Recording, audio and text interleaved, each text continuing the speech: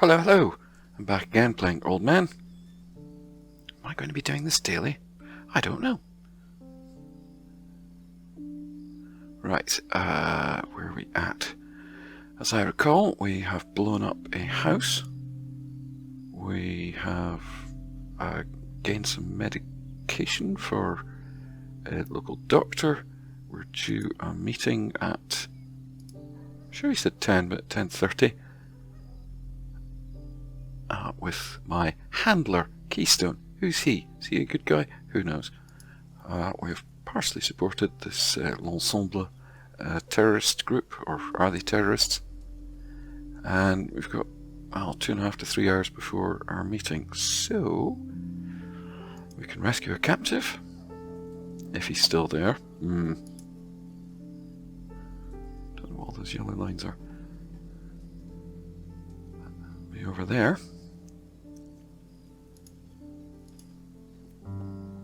Or get some night vision goggles in order to support a terrorist raid. Well, I also recall from my messages, he told me there's a container full of guns parked up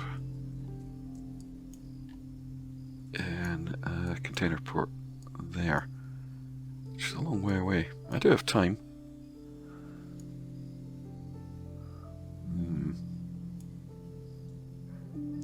I think I'm going to check out the container of guns, because at the moment all I've got's a shotgun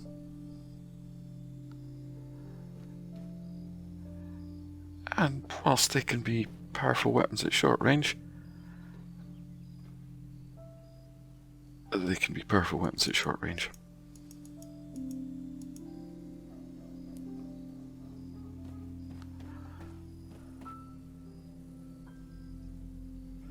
A story occurred to me today. I was reading an article about some climbers in Nepal, and they mentioned encountering Maoist rebels. It's like, oh yeah, I remember that. As I've mentioned in a video before, I have friends who are Tibetan Buddhist monks, not North London middle class people with guilt issues, too much money, and find themselves unable to believe in Christianity because they're too friggin' modern. No, I mean actual Tibetans from Tibet who are Buddhist monks. And I have been out to Tibet and Nepal and these places with them. And it was not a good time. Anyway, right, let's see about getting to this container port. Go through town. Right, okay, got a route.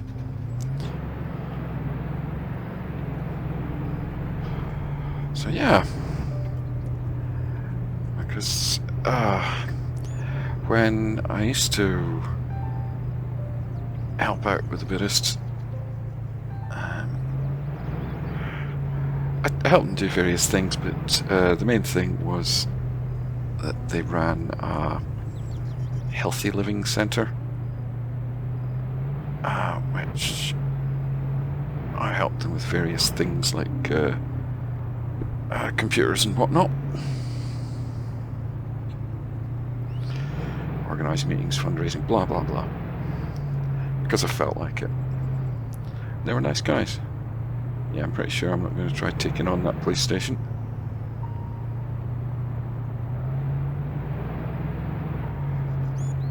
But the people I could not stand were all the hangers-on. The purple velvet wearing people who sat around talking about how much they paid for their yoga mats. They are the middle class types who feel guilty about having comfortable lives, but are unable to believe in any traditional Western religion because, they're just too modern. They'd far rather follow the road to the right. They'd far rather pick and choose bits of Eastern philosophy because that somehow seems cooler. Couldn't stand those people. Oh, this thing's a bit short on fuel.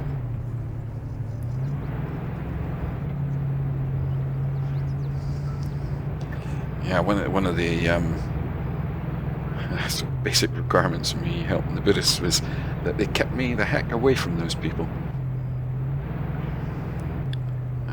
I did not indulge in meditation or any of the other practices that went on.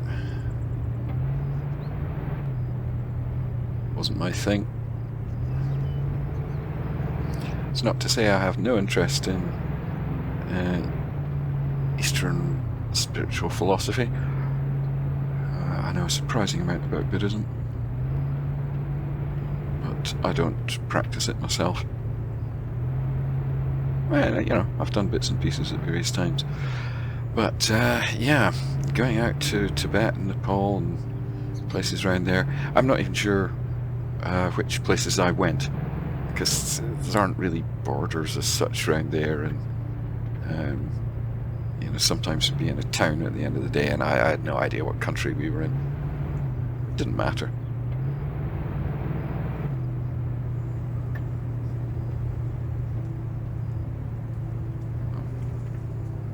I think it's left. Yep, it's left. What I hated the most about my trip, apart from actually being there, was coming back. Because people were all over me, all these hangers-on with the, oh, you went to Tibet, you're so lucky, oh, it must be so peaceful and spiritual. It isn't. And all their fantasies about going out there to discover themselves or whatever are just nonsense. Luckily they'll never do it, so they'll never have to deal with the disappointment of reality.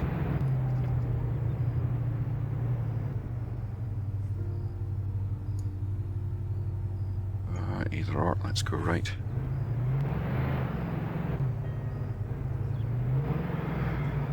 But yeah, I remember walking through Lhasa, and you know, Lhasa's capital city. It's actually a city, unlike most of the small villages and towns that I spent time in. And I remember going down the main street, and they had an open sewer running down the middle of the street. But on the corner, there's an internet cafe. Yeah, that's right, they got email before they got sewerage.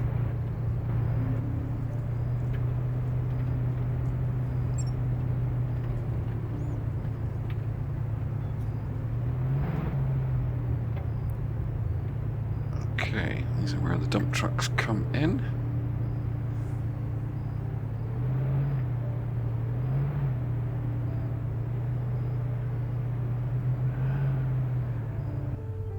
Now, if you're wondering if those trucks are drivable, they haven't been before.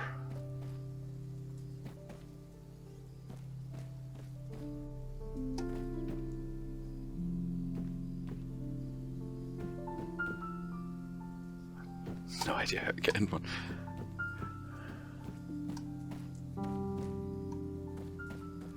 But yes, they're decoration.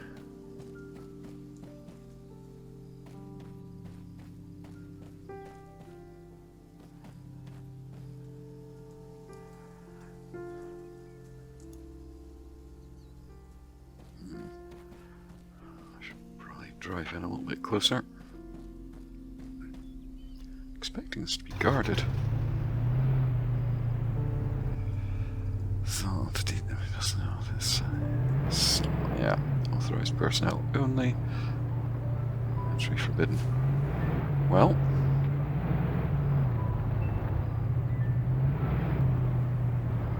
right, this is clearly a rock or ore processing center.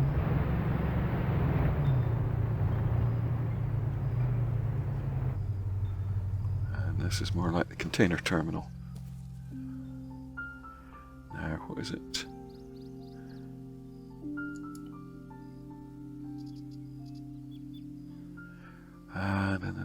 Bright orange, near one labelled IDAP.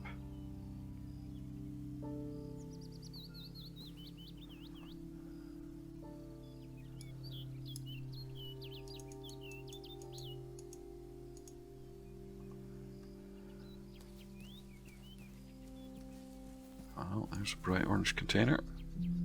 There's another one. I suspect there's going to be plenty of them around. There's some gendarmes. Let's stay away from them.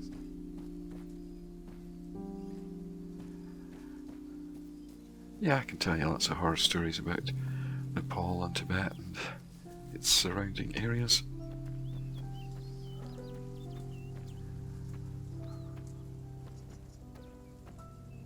But don't get me wrong, the people were nice, and in fact they're very hospitable. But these are poor countries.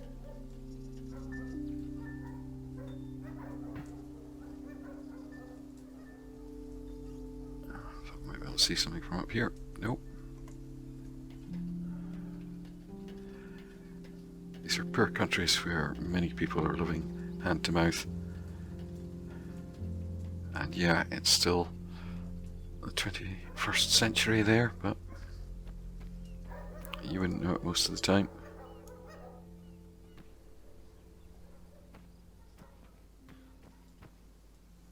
These are all nicely locked.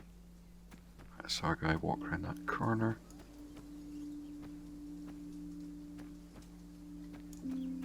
Stay out of sight of the gendarmes.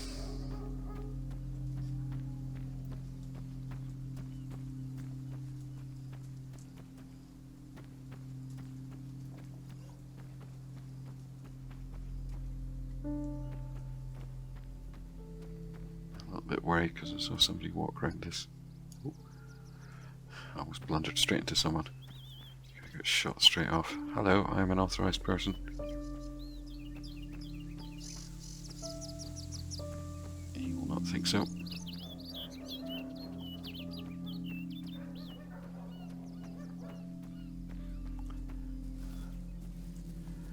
Yeah, I don't want to be too down about those places. And I met many lovely and wonderful people. But what prompted me to think about this again was seeing a guy an article about a guy going climbing in Nepal and talking about encountering Maoist rebels. It's like, oh yeah, the Maoist rebels, I'd forgotten about them. There was one day we were walking along a mountain road.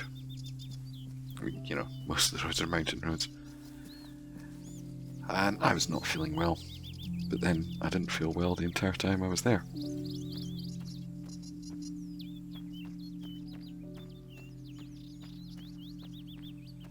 I have enhanced movement on, so I can maybe climb this fence. Nope. Have to find a way in. Without walking into an armed guard.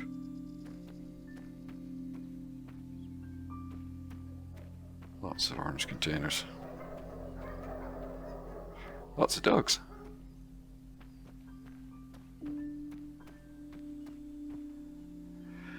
Yeah, the whole time I was out there, it's very easy to get sick. And you are a very long way away from what I would consider proper medical treatment. And most of the time I was drinking beer, bottled beer. Oh, that's not good. I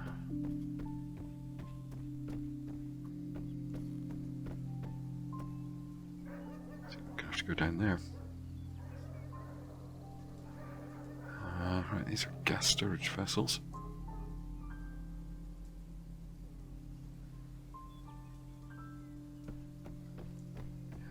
Seen by that fella when he turns around.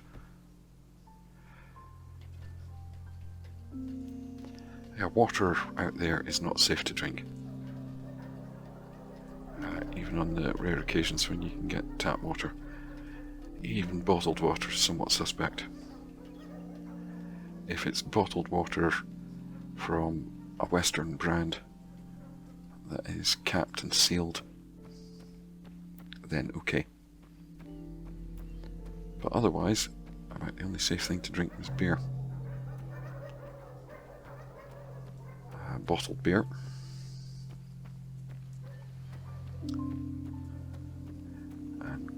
honestly, if you're drinking in a bar, they better open that bottle in front of you. Oh wow. Because they have a habit of refilling bottles. Dry dock. Cool.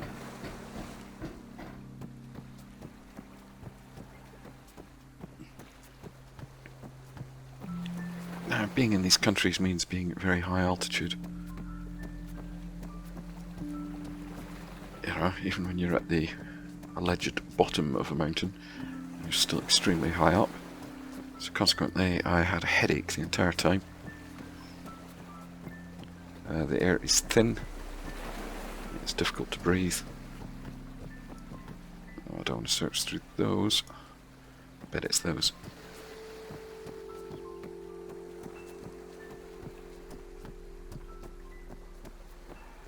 And yeah, I just generally felt relatively sick the whole time. But that was better than getting actually sick. I remember one of our guys did. He got what we initially thought was diarrhea, but it ended up being amoebic dysentery. Not fun.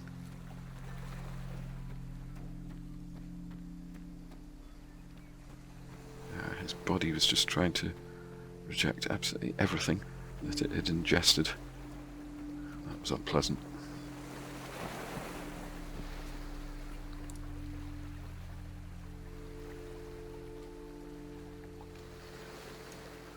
I think I'm going to swim.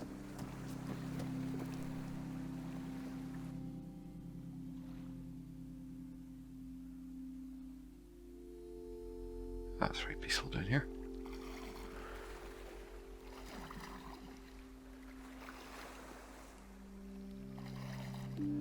Bring that round that corner as a way that I can get up.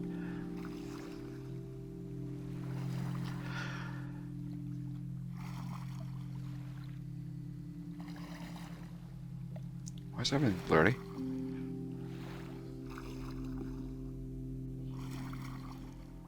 Make sure I am on the surface and I'm breathing.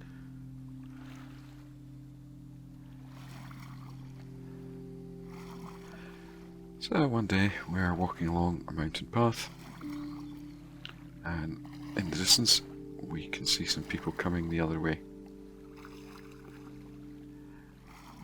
Now, you know, this is a common occurrence. Because these paths go in and out of the mountains and have to follow the terrain, you can often see people well before you're actually going to encounter them. And we could see a group of guys coming up. And as we continued, you know, they'd disappear around a corner and lose sight of them for a bit, and then we'd see them again. And eventually, as we got near, I realised that they were armed.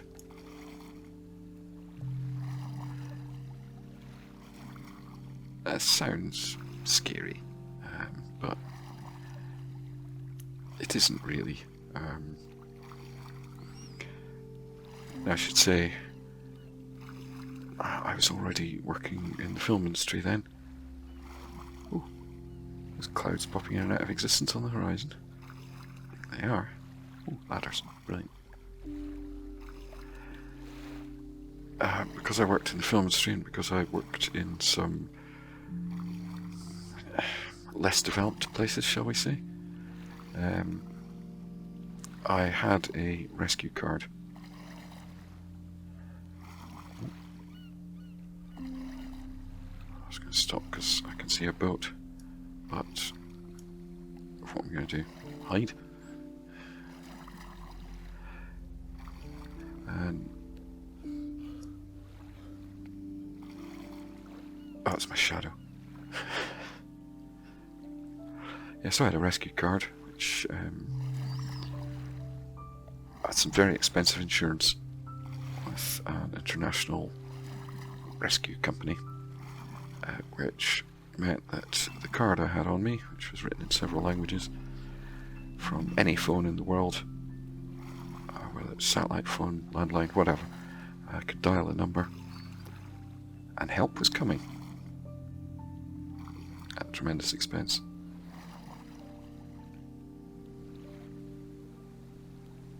You know, that, I mean, they had a certain guarantee no matter where I was, within a certain time period, they would have a doctor to me.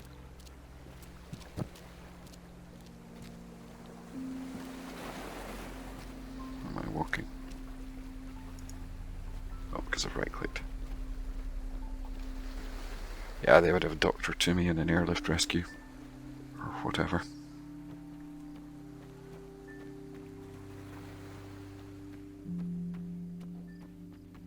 So, you know, I had some security in having that.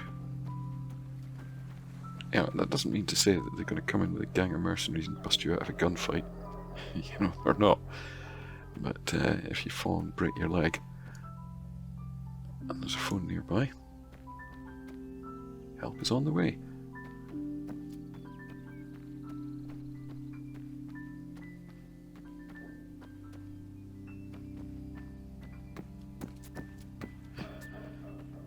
So yeah, we're walking along this mountain road. We can see these armed guys coming up. So I turn to my fellows and say, you know, is this a problem? Is this something we need to be concerned about? Say, no, it's fine, it's fine. And eventually we get up alongside these guys. And we stop and sit down together. Because that's mountain hospitality. If you encounter another group, you were kind of duty bound to stop and talk to them, see if there's anything you need to exchange, sort of learn some local news and things, what's going on in the area. Yeah, it's just what you do. We're sitting down with these guys, and some of them've got rifles. Most have got AK-47s.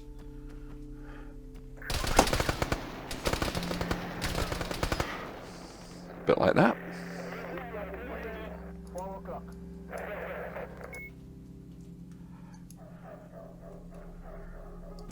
Okay, got slug pellet rounds in there. Who the frick was shooting at me?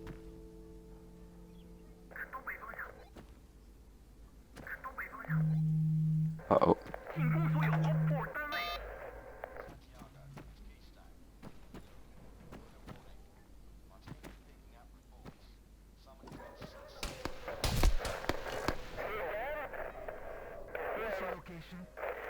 Oops. We've got an enemy. 4 o'clock. That all kicked off. What was save mission? Okay.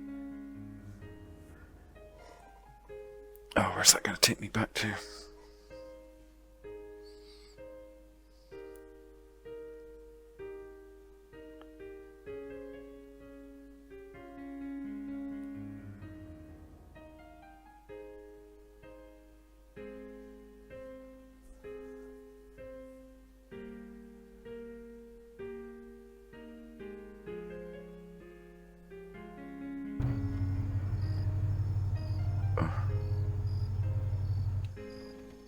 Okay, how far back has that taken me? Oh.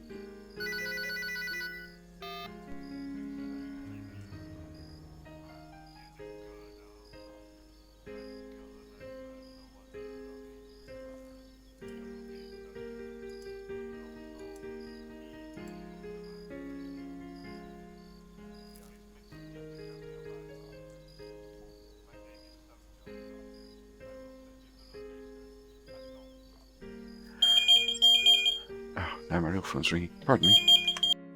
Okay, so I'm back. The phone call. It was one of those tech support scammers. Hello, I'm Jerry, I'm from BT. And yeah, you know, I could have left this recording on and been funny with them or whatever for the sake of some internet popularity, but that's just not really what I do. So I just said to them, look, I know what this call is, I'm not going to be fooled. You should probably hang up. And they did. They're plenty of other YouTube videos out there if you want to watch somebody pretend to be taken in by these scammers. There's no point though. I mean, they've got my phone number, and generally if you reply or engage with these people in any way, that does suggest a certain willingness to talk to them. It may ensure that you get further calls in the future. It's actually the first one I've ever had. We've had them at the radio station, get those regularly, but that's the first one I've actually had personally. Anyway, I've reloaded the game, which meant that I was back when I'd just blown up the building, so I had to go and get the medicine again, deliver the medicine again, and I've just dropped off the truck.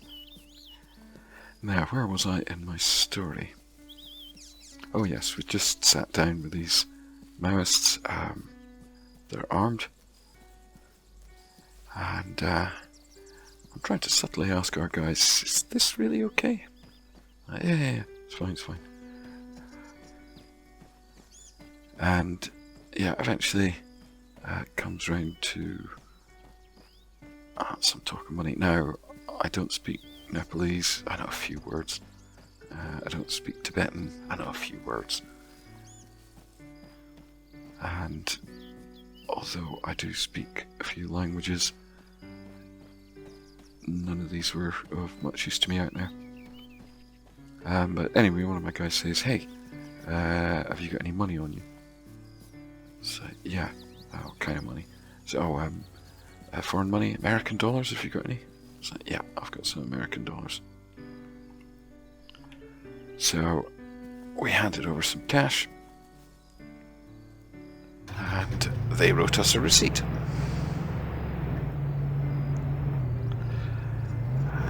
Which effectively thanked us for our donation to the cause.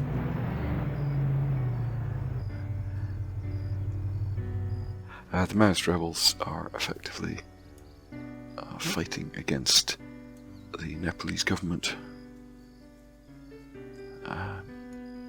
Yeah, they may be Maoists, but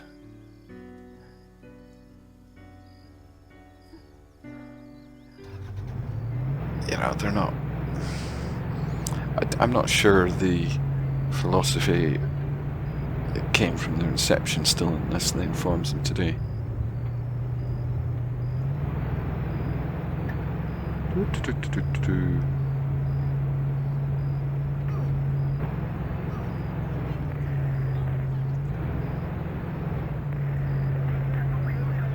Oops.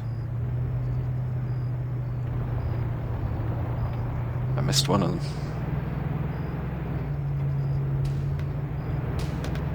Don't hit me. Oh, that's a road sign.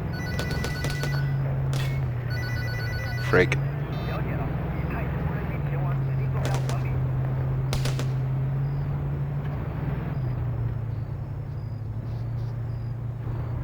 Yep.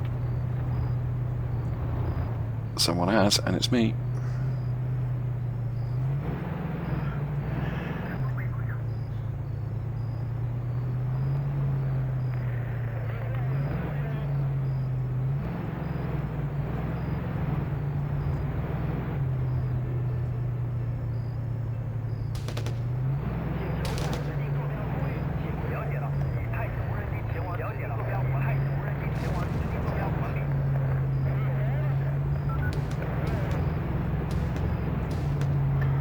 Blast.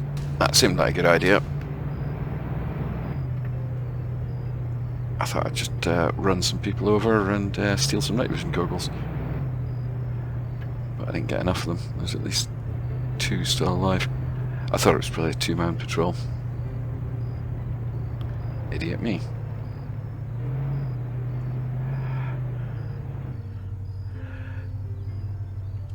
Yeah, so...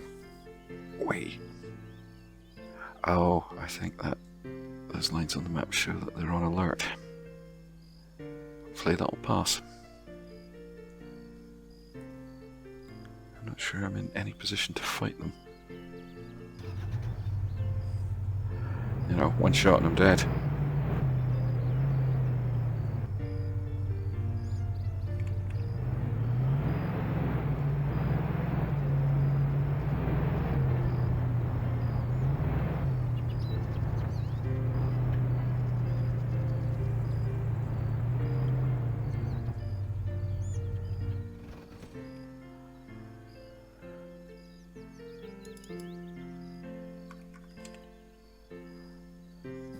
worth noting where I've got vehicles.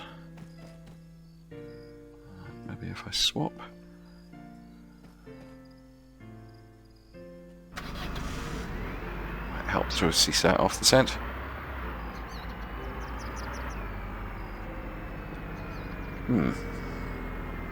Well, I've got a bit of a problem and I don't know what to do next.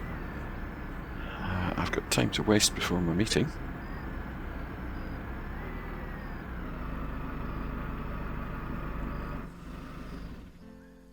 Still on red alert. Stuff it. I'll see if I can go back there and run the rest over.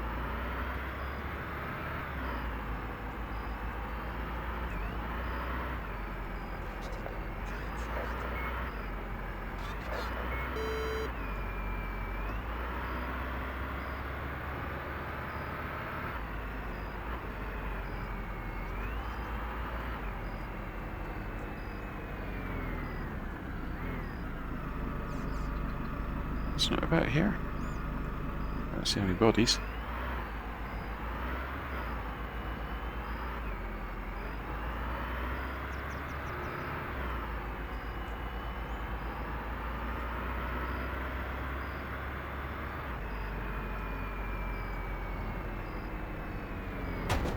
Oops.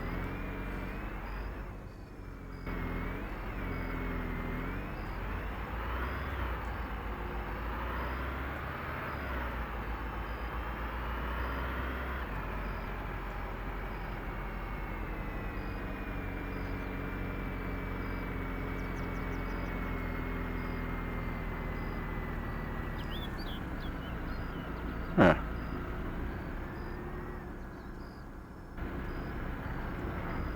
Well, I sure better not go near a sundown for a while.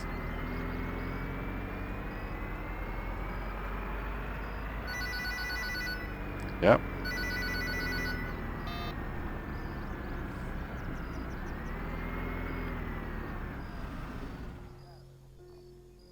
Right, okay. So the red stripes denote the seriousness. Oh, they've all just faded away.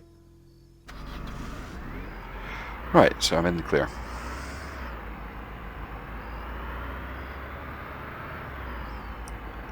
Right, clearly I've got to be careful. And I might have to adapt my saving policy. Turns out I'm not going to play this until I die. I'll play this until I die in a deserved manner. I'm not sure now. Oh, anyway, end of the encounter with the Maoists. Yeah, we went off on our way, we bid them farewell. They gave us a receipt for our donation to their cause. That was the end of that.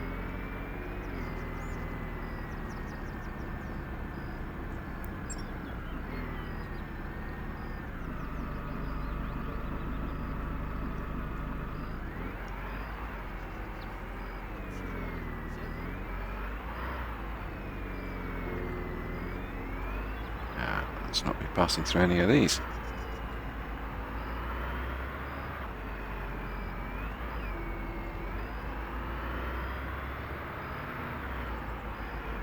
But yeah, I saw this article about climbers today, and they were showing off a picture of a receipt from the Maoist, and it's like, oh yeah, I recognise that. I've got a few of those. Noisy in this car. Right, I'm really not sure what I should be doing right now.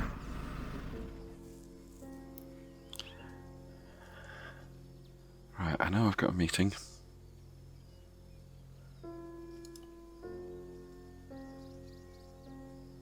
Let's go and see about the police station.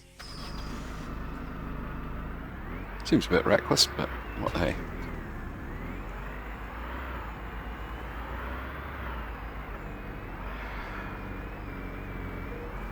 Now, in my time out in sort of Nepal and stuff, we met rebels more than once. It was a thing that happens when you're there. It's no big deal.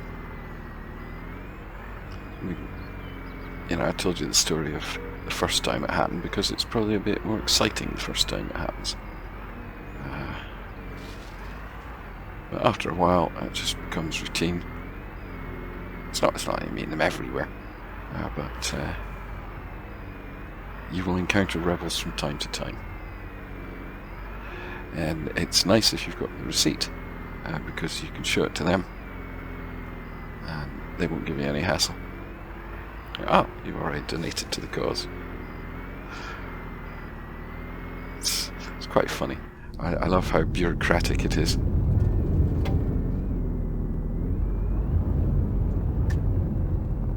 How blatant can I be in driving around roadblocks?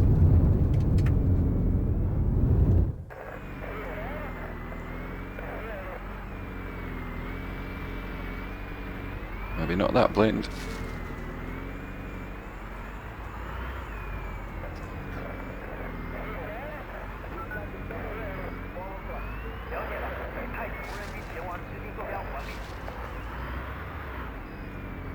Yeah, everything's kicking off.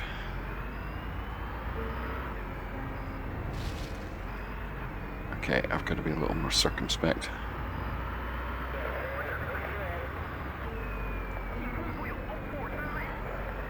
Actually, I'll show you a picture of a receipt from some Maoist rebels.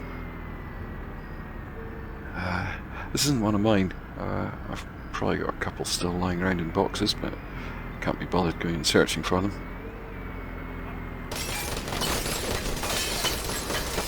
Oh, frig. Ow.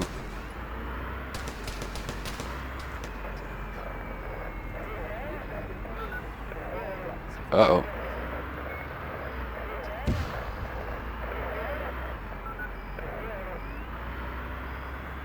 Well, it's all kicking off. Took a few hits there.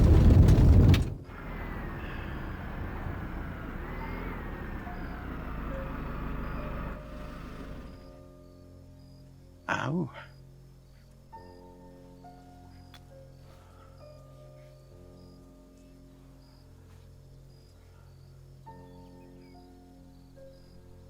Yep, that's definitely worth the first aid kit. Oh, it seems like every car's got a first aid kit and a toolkit in it.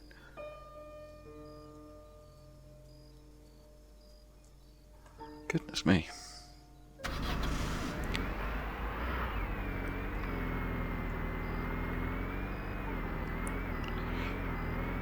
Yeah, suffice it to say, I did not enjoy my time out in these places.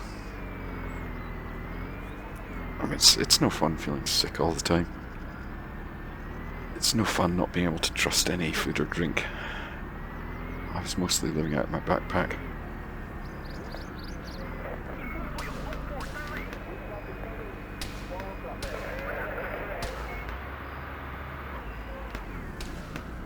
Yeah, we're leaving.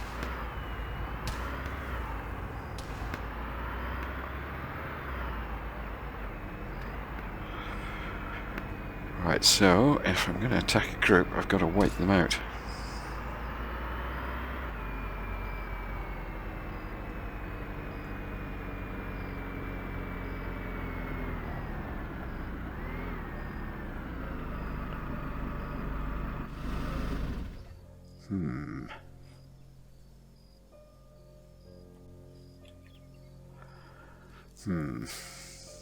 Okay.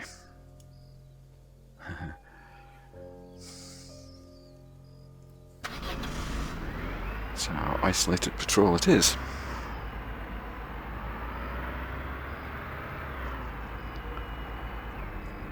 And annoyingly, it seems the bodies are not going to persist if I just kill some of them.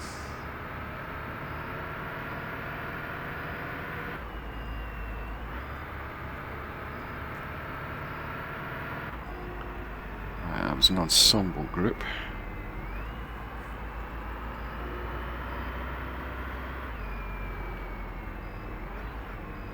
They're annoyed with me, but CSAT's also annoyed with me.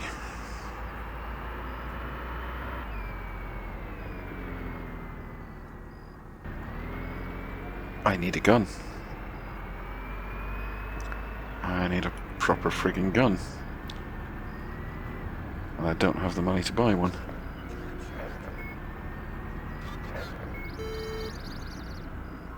But I'm chilling out. Oh heck. Well, there's a good reason for not getting your windscreen shot full of holes. It's jolly hard to see. Arse.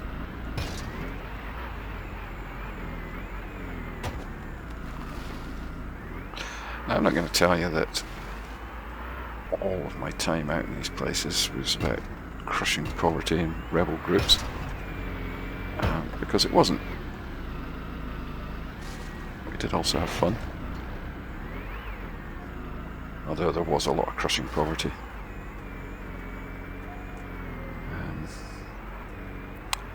At one point we had to go to the Potala. The Potala is the Dalai Lama's palace.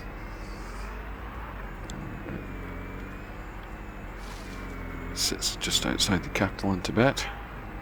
Well, I'm not even sure it counts as outside. Anyway, it's in Tibet Central. You might have seen pictures of it before. And, you know, for a humble man who eschews material wealth and stuff, boy's got a palace. Now, you can't go there because the Chinese will see him off.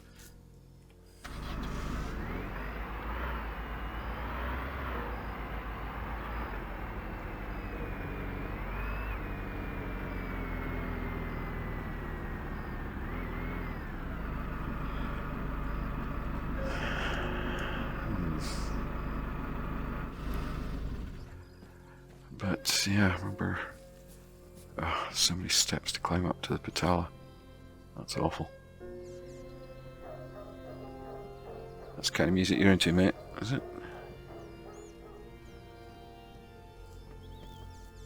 Ooh. You know what? A proper backpack would be nice.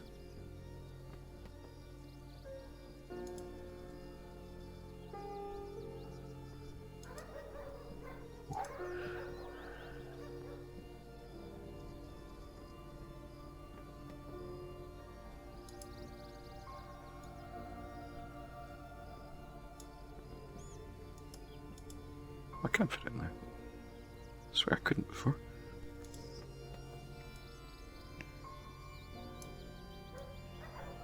Is that worth anything? $3. You sell for 30.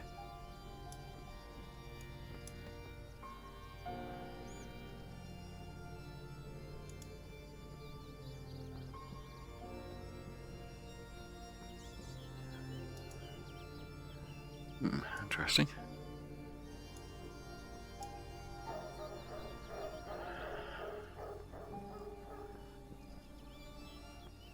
Yeah, I'll come back again.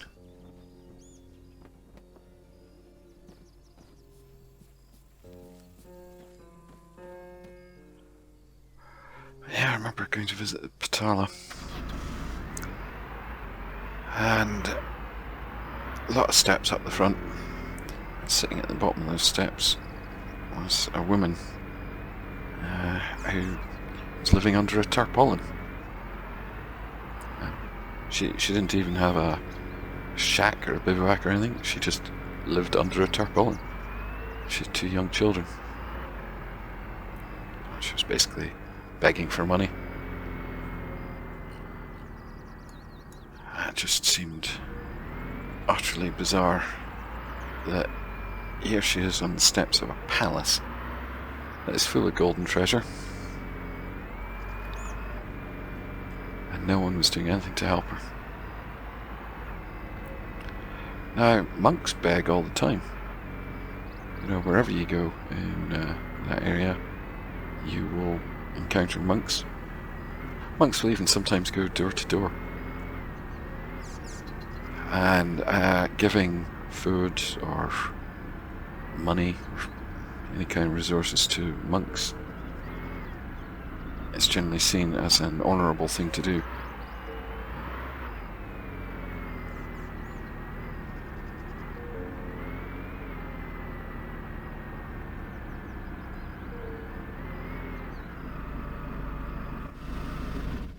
Can I nick this?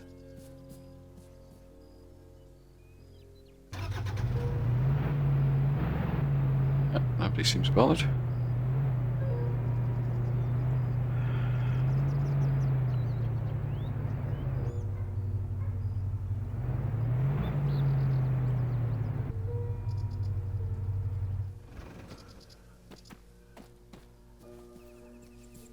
Yeah, monks beg all the time.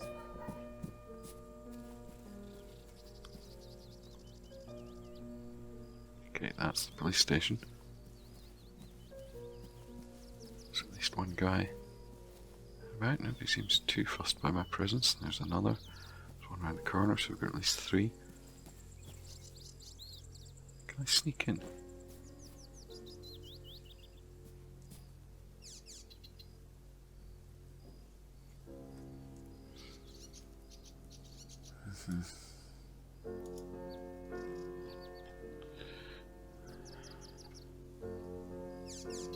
Hi.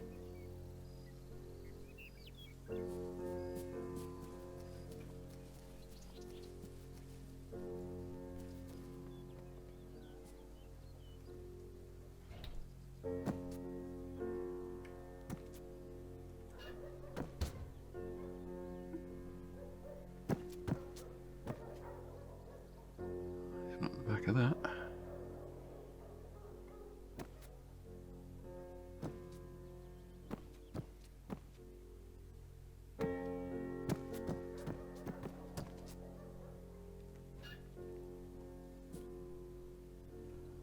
Here.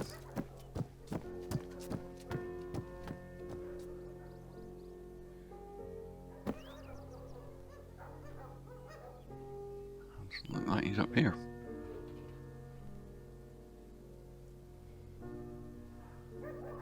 Oh, hello.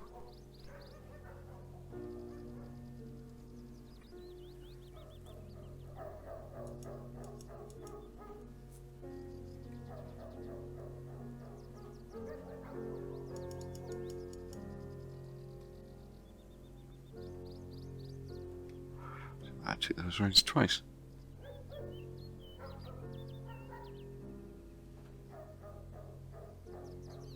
Righty. I'm concerned about the screen going blurry and stuff.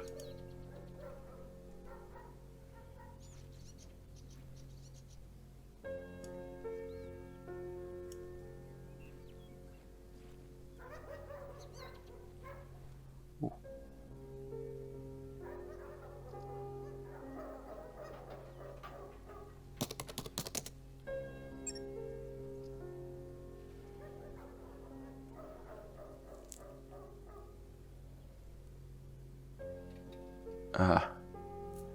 Cocoa farm.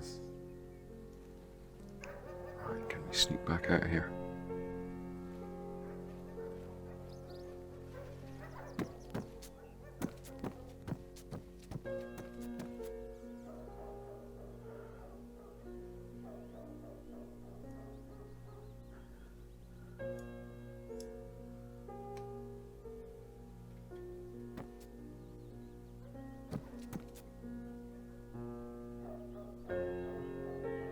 Where's that guy?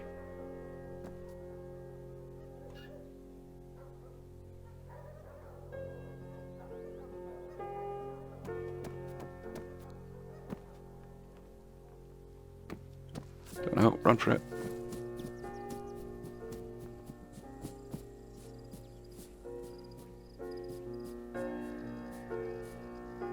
Wow, looks like we got away with that.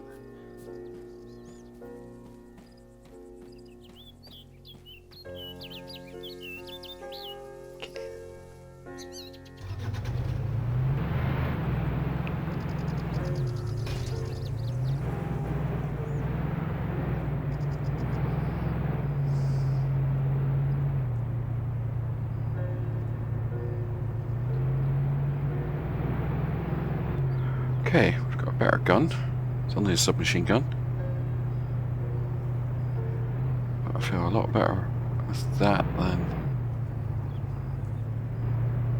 I did with shotgun.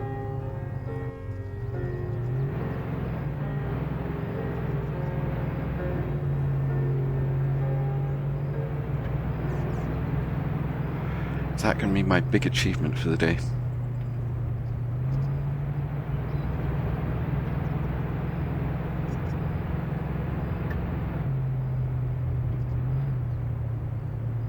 I'll tell you one last Buddhist story, just because it amused me. There was one, I think, monastery that we went to,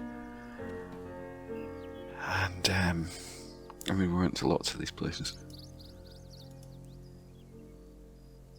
So let's go see if we can sell that shotgun, because I don't think it's a very useful weapon. There was one monastery we went to, and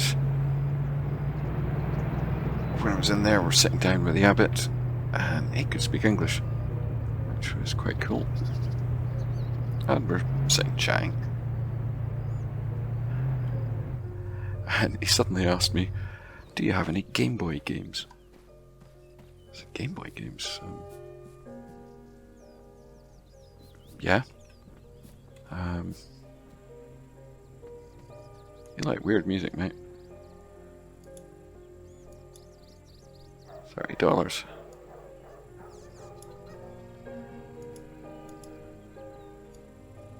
What are these worth? A few dollars.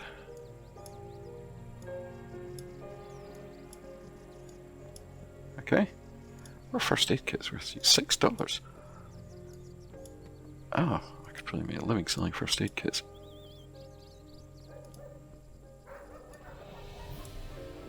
What's that worth to you? Oh, ooh, big money. I better keep that.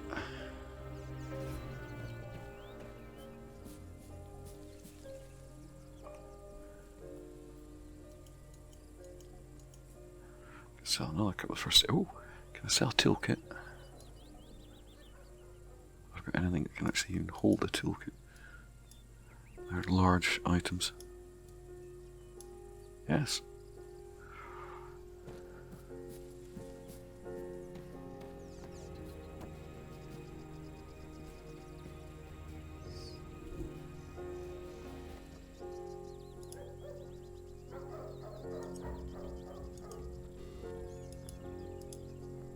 $10. Not to be sneezed at.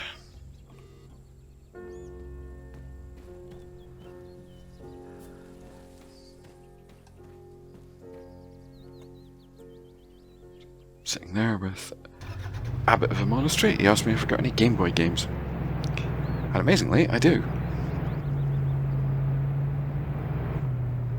You need entertainment and stuff whilst you're travelling out in these places, and it's handy if you have things that are readily exchangeable. You know, I've got a Game Boy, and that's something I can sell.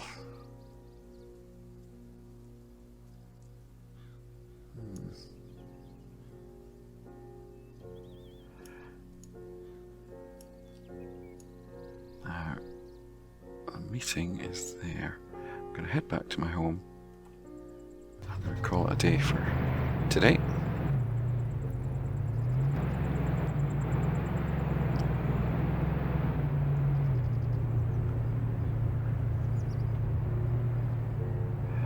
But yeah, it turned out some guy had travelled through there before and had given the abbot a Game Boy.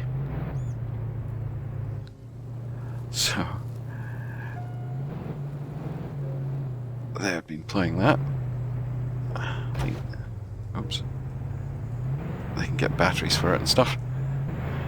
But they'd played all the games to death. I think they only had a couple. So he was asking me, did I have any other Game Boy games? So they would like to play them. And yes, I did, so I said, yeah, sure. So I gave him a couple of Game Boy games. And then we talked about how to play Super Mario World. So there you go. You climb to a monastery on top of a Tibetan mountain, seeking spiritual enlightenment, and end up talking about the flag trick in Super Mario. Oh, jeez. Goodness sakes.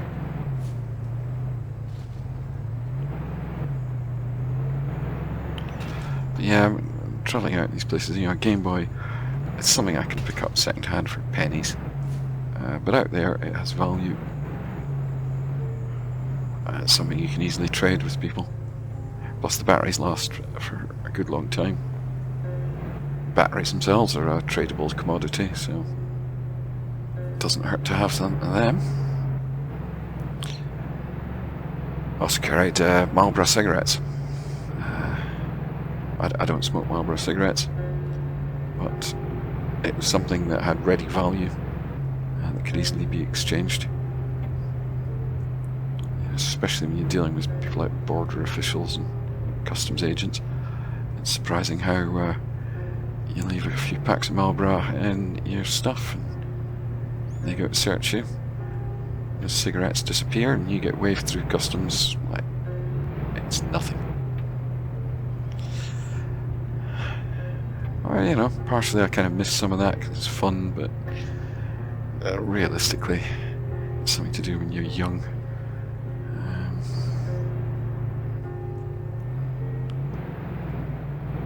I've had enough adventures now. I just want a quiet life.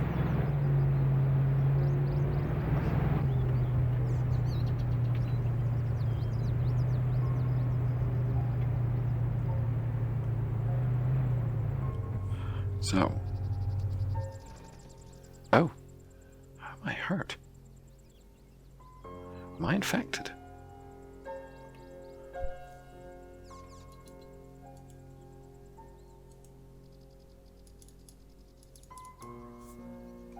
A little suspicious about this.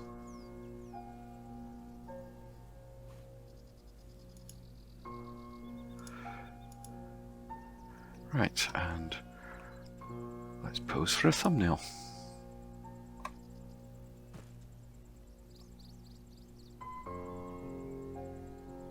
Oh, there's toolkits in there. Who knows? Let's go away, enhance movement.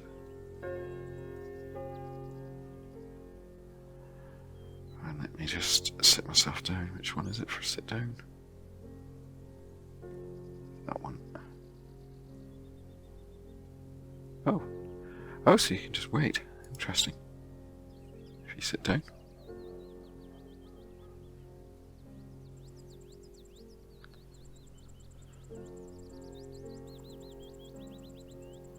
I don't want to wait. Well, that's a bit of an awkward position.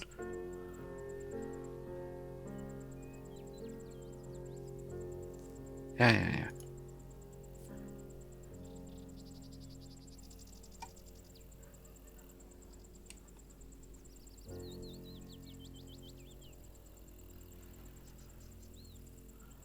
And this is going to be today's thumbnail. Come back another time. I'll have played a bit more. I don't know about tomorrow. Got a fair amount of work to do.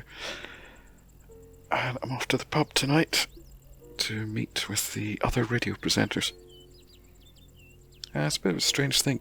People always assume on a radio station that the presenters all know each other. And we generally don't, actually. Most of the people at my station have never met each other. You tend to only meet the people whose show precedes yours and whose show follows yours. So, yeah, we don't all hang out together. We don't all know each other. And this is our not Christmas party, because it's in February, where we get a chance to meet each other. And I intend to get very drunk and say some regrettable things to some people that I have no reason to offend. So I'll see you in the next video. Ta-ra!